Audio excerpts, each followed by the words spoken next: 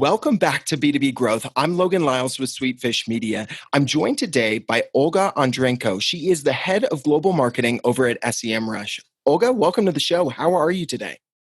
Great. Thanks for inviting and great to be here. Absolutely. Olga, we're going to be talking a little bit about something that's very top of mind for folks with so many in-person events being canceled for now and for the foreseeable future.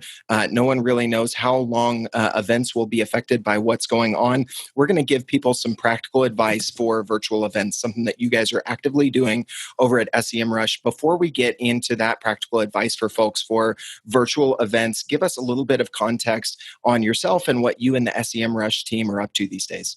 Sure. So I'm head of global marketing, and I've been with the company for 6.5 years. And we've grown from 50 people startup to 800 people.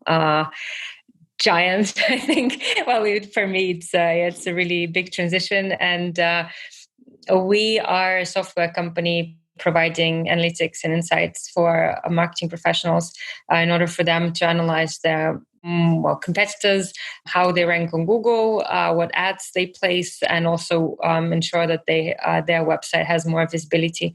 And I've grown from social media marketing manager to one of the top marketing leaders in the company.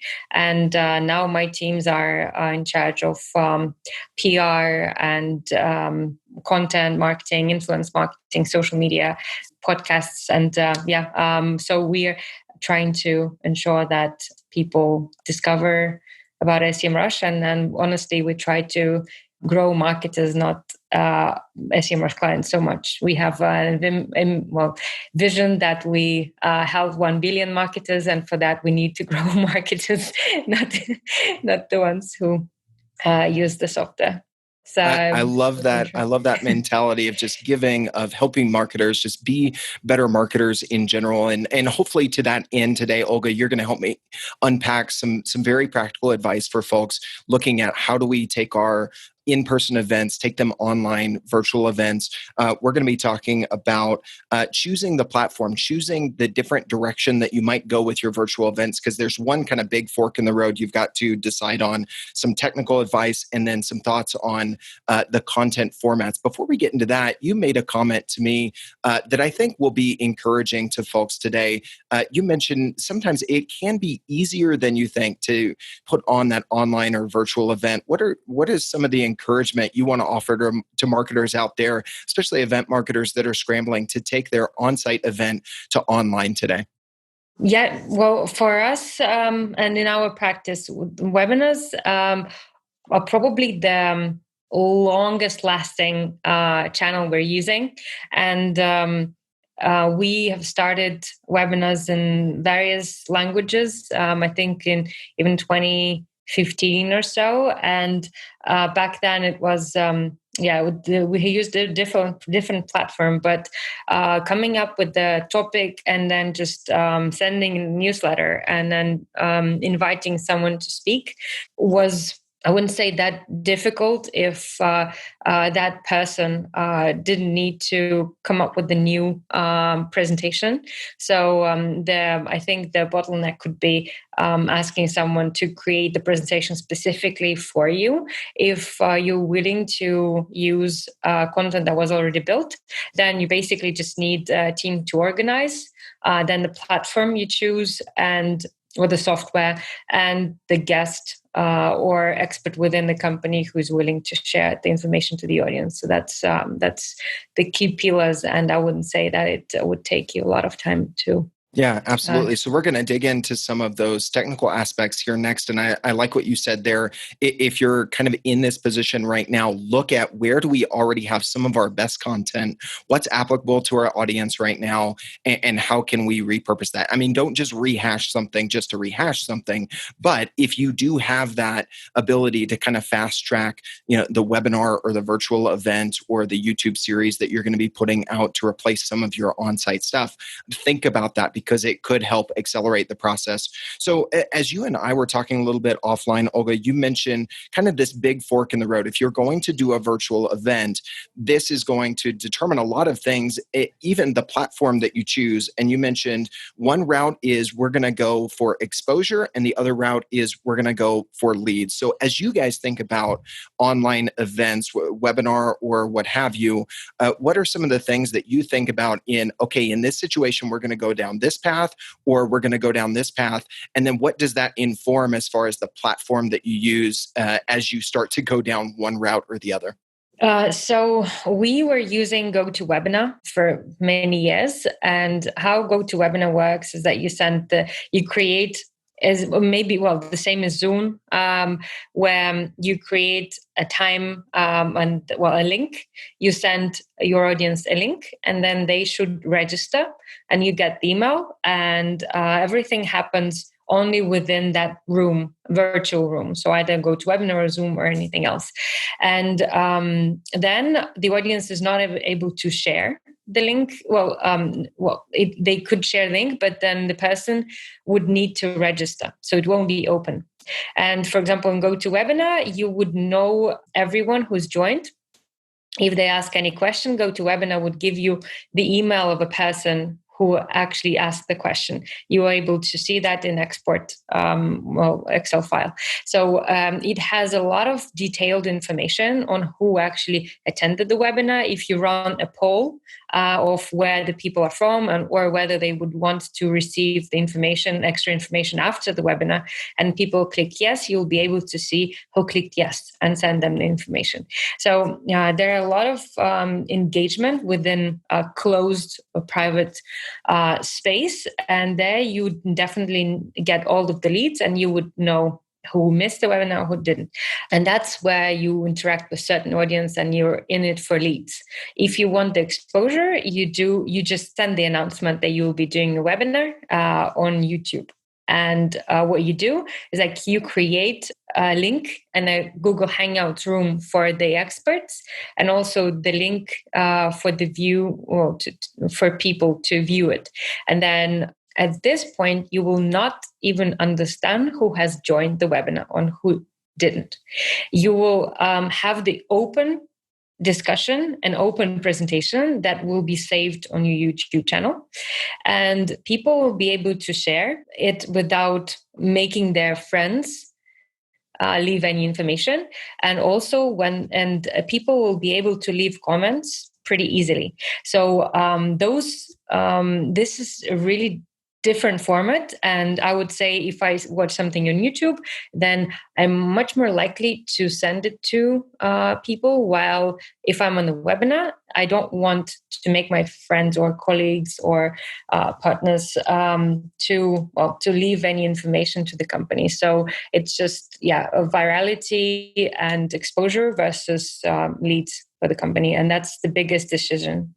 Yeah, what have you seen have been some of the trade-offs, or what has been, do you think, as you guys have done online events in both ways, in the closed format, obviously you get more information, you're able to tactically follow up with each of those and nurture those leads and progress them, but the attendance might not be as high, the exposure might not be as high versus, okay, I want to make exposure super easy, but I don't necessarily know who these folks are, but they could share it with the right people that could then come inbound, right? Where have you guys kind of made that decision? Do you lean heavily one way or the other in your experience as you tested out both, Olga? We sticked with YouTube because we wanted people with more authority joining us. And obviously, with us having a strong brand within marketing space, experts are much more inclined to join if they know that it will be public on our channels. While if that's just a closed webinar, then it would mean that they are exposed to really way smaller audience. We picked YouTube because we wanted also with a vision that we need to educate more people. All of the content is free, and it's free not only for our users, but just for everyone. I believe that in this state, when people are just transitioning from from offline to online, or they didn't have anything and they want to engage the audience, then I would encourage maybe testing and seeing how engaged the existing audience is. And for that, you would need emails. And then I would then encourage, and also if they already have the Zoom access and account, then it's easy just to test. It's not only within the team, but for the audience too.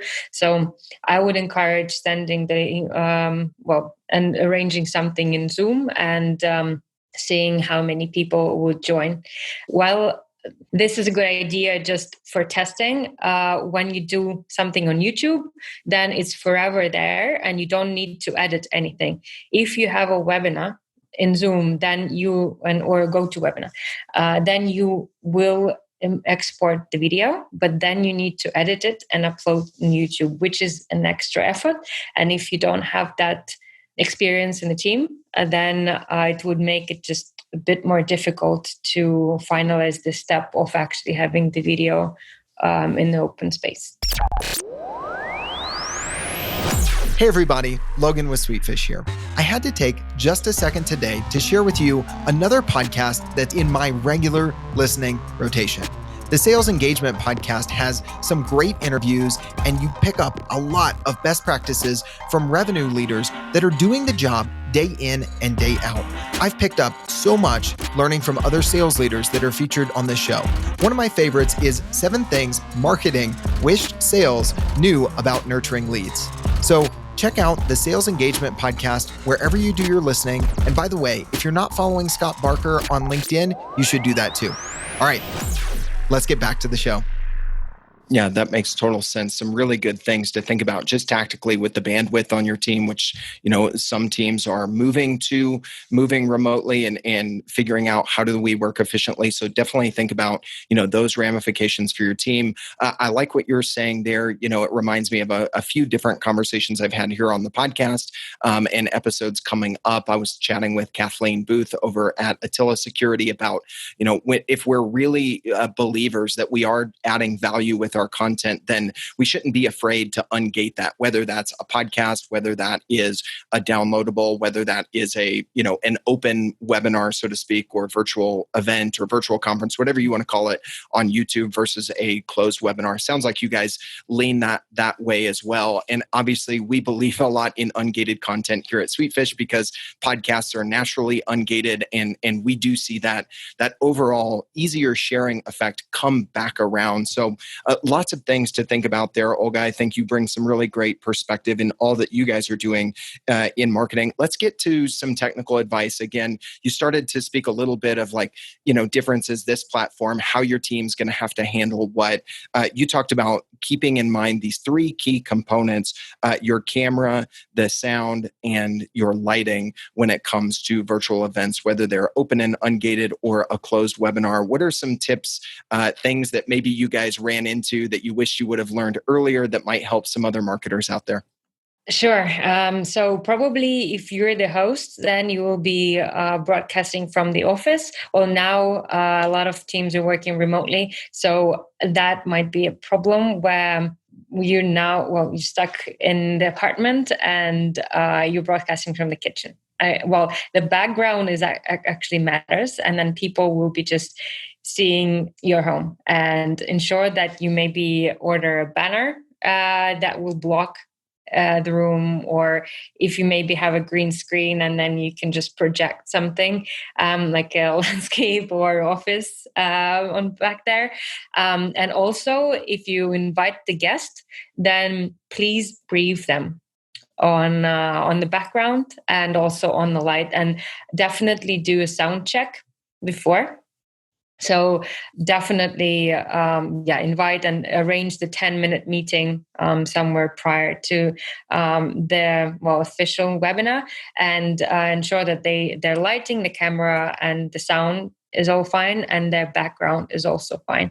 So I think, sometimes I've just seen experts, and then they share great information. The sound is okay, but then they're sitting in the room, and then everything is a mess back there. So if you invite an expert, then despite that they have to share great knowledge, but also people want to see just, I think, more of an official space or not the mess that they have in the apartment. So that's just not probably, that's simple but not obvious.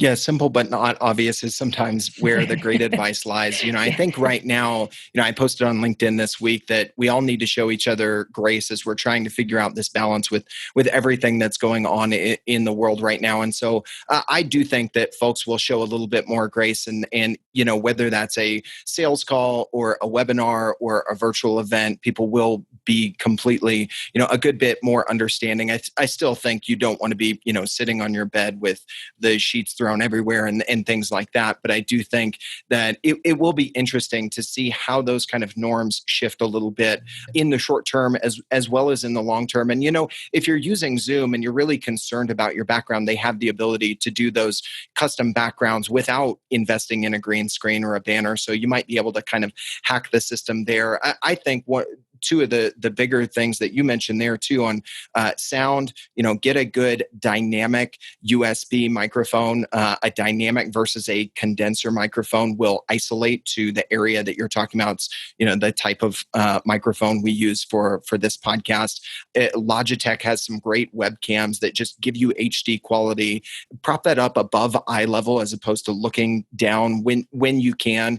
And also, I have a nice little ring light that's just always making sure that I'm front lit, that I'm not, don't have a window behind me and I look like I'm purposefully sitting in shadow, like a Dateline special or something like that. So some tips and tricks from our perspective as well there, Olga.